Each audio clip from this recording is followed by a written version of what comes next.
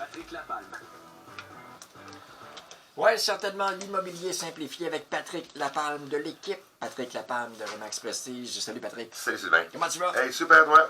Très bien, 293e chronique Exactement. de l'immobilier simplifié. Oui. Et on parle de l'évaluation des institutions financières ce matin. Oui, effectivement, donc on fait un petit peu une histoire de cas ce matin. Donc on va déposer un offre d'achat. On va aussi donner un petit peu de trucs par rapport à la valeur de l'institution financière qui va sortir avec une évaluation agréée. Et aussi la première chose vraiment qu'il faut savoir quand on a une préqualification hypothécaire, c'est de ne pas changer votre situation financière à partir du début de la préqualification hypothécaire, aller jusqu'au dépôt de l'offre d'achat. Ouais. Pour une raison facile, hein, puis on voit, là, c'est m'est arrivé quelquefois avec des clients, et puis c'est vraiment ordinaire pour eux. Ils ont décidé de faire soit un voyage ou des choses comme ça sur une carte de crédit. La capacité financière n'est plus là. Donc, Okay, donc je suis approuvé, mais par la suite... on va aller faire les dépenses. Ben, c'est ça, et sur voilà. la carte, Ben, ouais. c'est exactement ça. Et donc là, il n'y a plus de prêt. Donc, on a fait une offre d'achat, ça ne fonctionne plus à cause d'un prêt, mais vous suivez les recommandations de votre institution financière qui va vous dire payer telle carte de crédit, régler telle dette.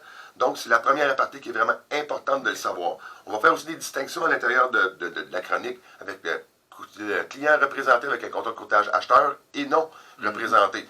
Donc, ce qu'il faut savoir, quand on a un contrat de courtage acheteur, on représente complètement les intérêts de notre client acheteur. Et quand que nous n'en avons pas avec notre client acheteur pour aller visiter une propriété, nous travaillons de facto pour le client vendeur.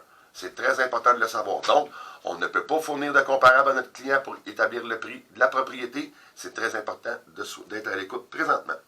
Donc, quand on va faire un offre d'achat, un exemple, un offre d'achat sur une propriété, on sait que le marché présentement des offres d'achat multiples est un peu à la baisse par rapport à ça et l'inventaire commence à remonter. Ouais. Donc, les institutions financières n'agissent plus de la même façon que durant le COVID. Donc, ils vont être beaucoup plus serrés dans leur évaluation agréée et c'est là, parfois, que les problématiques peuvent arriver. OK, donne-moi des chiffres. La maison oui. est annoncée sur le marché à quel prix? Maison annoncée sur le marché 385 000, donc on est en offre d'achat multiple. Le gagnant termine avec un 400 000 $. Donc, okay. On voit déjà ici qu'on a un différentiel de 15 000 $.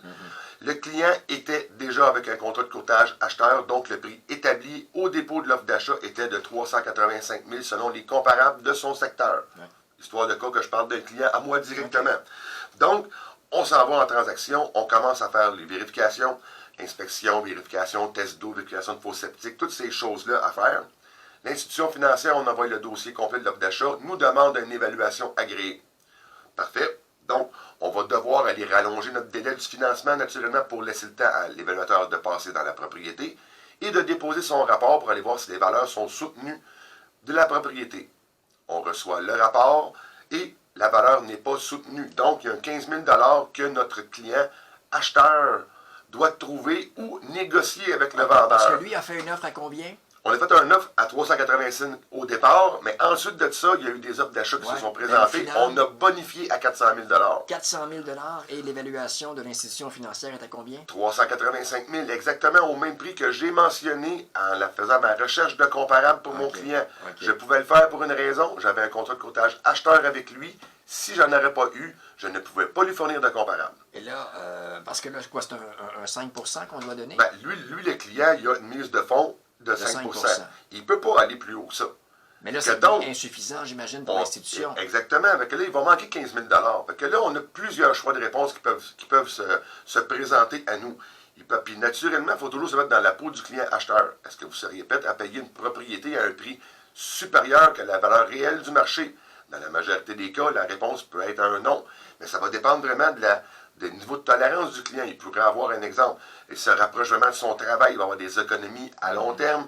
Il va se rapprocher de la famille, ces choses-là. Il faut vraiment regarder le dossier du cas par cas. Mais il faut qu'on regarde aussi sa capacité de payer. Mais exactement ça. Parce que le 15 000 $, il faut qu'il le trouve ou bien on va négocier. Puis ce qu'il ne faut pas oublier surtout, c'est que le client vendeur, d'une façon ou d'une autre, l'institution financière, lui, sa valeur, elle ne changera pas vraiment. Parce que nous, on a aussi le pouvoir de regarder les comparables utilisés pour voir s'il n'y a pas eu une erreur ou un changement dans l'évaluation agréée de la part de l'institution financière.